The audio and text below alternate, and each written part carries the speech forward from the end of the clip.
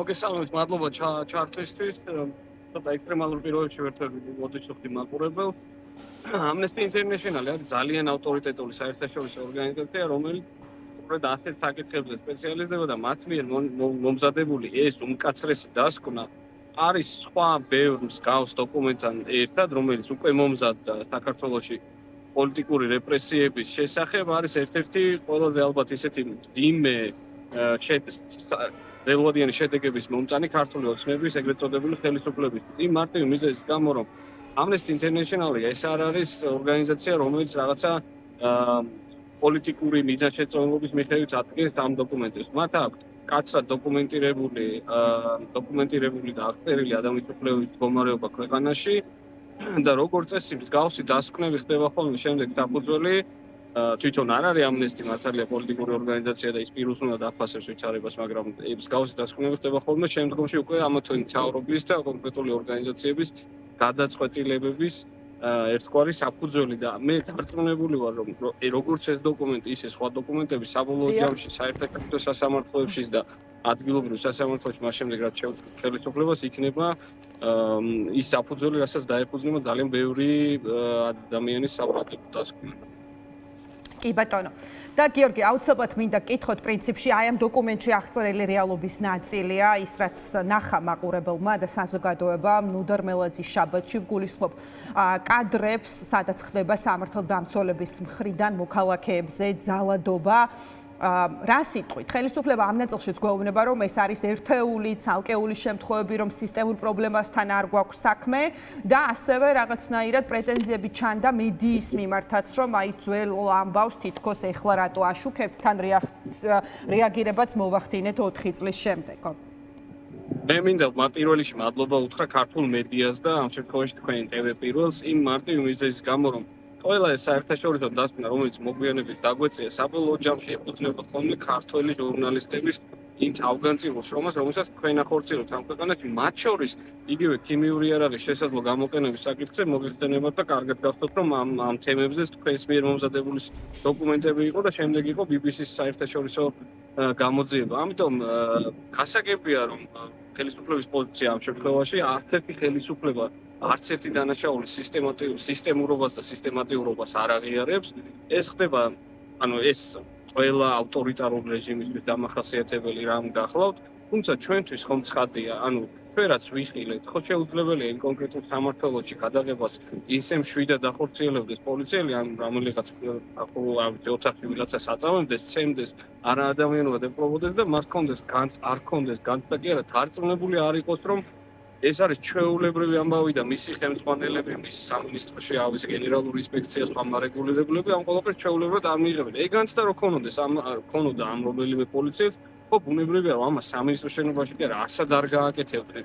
პლუს ამას იღებდნენ ჩვენთვის ცხადია რომ ჩვენ ეს ყველაფერი უსწავლელზე ღიად ვნახეთ, უბრალოდ ჩვენ მაშინვე ვამბობდით რომ თუ ღიად ამის გაკეთება შეიძლება ადამიანებისთვის, ხომ წარმოგიდგენიათ რა ხდებოდა იმ სამარშრუტო ავტობუსებში, რომელსაც სპეციალურად ჰქონდა მოხსნილი სავარცხლები იმისთვის, რომ ადამიანები ეწამებინათ და რა ხდება პოლიციის განყოფილებებში და პოლიციის განყოფილებებიდან რაც ვნახეთ ამ შემთხვევაში თქვენს მიერ გავრცელებული კადრები და დარწმუნებული ვარ, უამრავი ასეთი კადრი არსებობს და იმაშიც დარწმუნებული ვარ, რომ სულ უფრო ხშირი იქნება მსგავსი კადრების გაჟღერმა, იმიტომ რომ იმ სამინისტროში არსებობენ ადამიანები, რომლებსაც ასეთ რეჟიმში მუშაობის გაგრძელება აღარ უნდა და არც ისე კეთილსინდისიერი ხალხი, არც მინდა ვახსენო ეს ლავაც ახსენებელი ბედუგაძე, მაგრამ ის ხო არ იყო კეთილსინდისიერი საჯარო მოხელე, მას უბრალოდ უკვე ქონდა მომზადებული რაღაცა, ესე იგი ახალი ცხოვრებისთვის ამზადებდა იმას საკუთარ პირობებს იქმნიდა, ამისთვის გააკეთა ეს ყველაფერი კონკრეტული მატერიალის აღებას.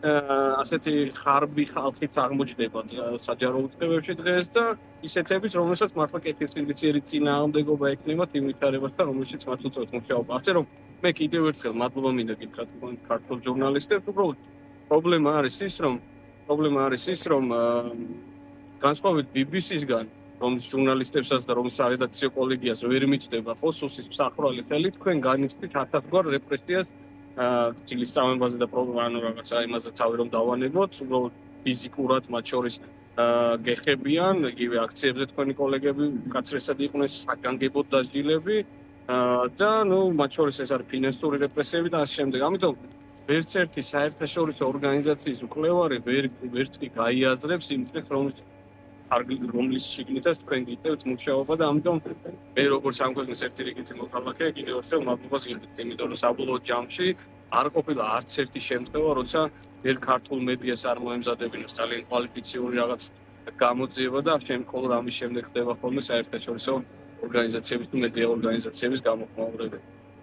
კი ბატონო, და გიორგი, ზოგადად არ ვიცი, რამეს ცვლის თქვენთვის ის გარემოება, რომ 2022 წლის ვიდეოა თურმე და 2026 წელს ეს პოლიციელები პასუხისგებაში მისცენ, ანუ რამდენად რელევანტური. მადლობა ამ კითხვისთვის. ამაზეც მინდოდა კომენტარის გაკეთება ხა. ან ჩვენ ხო არავის სულელი არ ვართ, რომ ეს დავიჯეროთ. ესე იგი 22 წელს მოხდა რაღაცა და 26 წელს გადაწყვეტეს თებერვალში მაინდა-მაინც ამ ადამიანებს დასჯა. რატომ გადაწყვეტეს დასჯა? სრულიად ცხადია, ხო? მათ შეიტყვეს, რომ ეს გადაღებული ვიდეო კადრები უკვე ტრიალებდა საჯარო სივრცეში, მალე მოხდებოდა მედიაში და მხოლოდ ამის შემდეგ გადაწყვეტეს კონკრეტული ადამიანების, არა იმ მთელი განყოფილების, არა იმ სისტემური მოძალადეების, არამედ უშუალო შემიძლია დასჯა ისევ და ისევ იმისთვის, რომ ჩვენთვის ეგეთქვათ, არაფერს არ ცვლის ის, რომ რაღაცა 2022 წელს ხდებოდა, დარწმუნებული ვარ, აი აბსოლუტურად დარწმუნებული. იგივე ხდება ხოლმე დღესაც და 22 წელს თავი დავანებოთ, სულ ცოტა ხნის წინ არის ხო ახალგაზრდა ბიჭი, თინეიჯერის ქუჩაში სტენსილით რომ ხატავდა და მისი ჩანაწერები, რომელიც მისმა ტელეფონმა შემოინახა. გახსოვთ ამით როგორ ელაპარაკებიან, როგორ ემუქრებიან პატიმარი მამის რომელიც სხვათა შორის რამდენიმე თვეში გაუშვეს აღნიშნული პოლიციელი, რომელიც თქვენმა კოლეგებმა იპოვეს ეს ადამიანი სადღაც იტანში იმაზე რა ქვია კორპუსის ბირჟაზე როგორ ცხოვრობს შვიდად და წყნარად. ასე რომ ეს დასჯა არის უბრალოდ თვალის ახווება ჩვენთვის, არავის არ გვჯერა რომ ეს არის ამ სისტემურ მართლა სისტემურ დანაშაულთა ბრძოლა და რაც თავია მე დარწმუნებული ვარ არ ჯერ ეს მათ შორის ქართული ოცნების ამბები დიდ ნაწილს და ამას ძალიან კარგად და მალე გაიაზრებს ოცნები. ძალიან დიდი მადლობა. მადლობა გიორგი, მადლობა იმისთვის რომ დაგვითმეთ დრო და მიიღეთ გადაცემაში მონაწილეობა. გიორგი შაიშმელოშვილი